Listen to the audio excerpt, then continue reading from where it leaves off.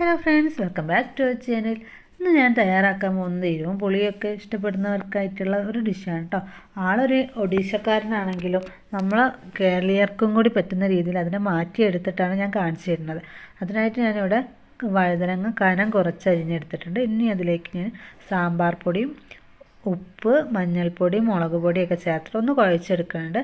എന്നിട്ട് ഞാൻ അതിനെ ഒരു 5 മിനിറ്റ് മാറ്റി വെച്ചതിന് ശേഷം നല്ല വെളിച്ചെണ്ണയിൽ വറുത്തെടുക്കുന്നുണ്ട്. ഇനി അത് തിരിച്ചും മറച്ചു വിട്ടിട്ട് നമുക്കതിനെ 2 സൈഡും ഒന്ന് മൊരിയിച്ചെടുക്കണം.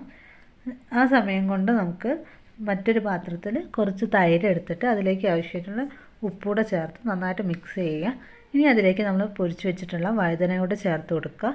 അതിലേക്കൊരു താളിപ്പ് തയ്യാറാക്കുക. അതിനായിട്ട് ഞാനിവിടെ വെളിച്ചെണ്ണ ചൂടാക്കിയിട്ട് അതിൽ കടുകിട്ട് പൊട്ടിച്ചെടുക്കുന്നുണ്ട്. ഇനി അതിലേക്ക് ചെറിയ ജീരകവും കുറച്ച് കറിവേപ്പിലയോടെ ചേർത്തിട്ട് നമ്മൾ തൈരിൻ്റെ മിക്സിലേക്ക് ചേർത്ത് കൊടുക്കുക. അപ്പോൾ ഇത്രയേ ഉള്ളൂ.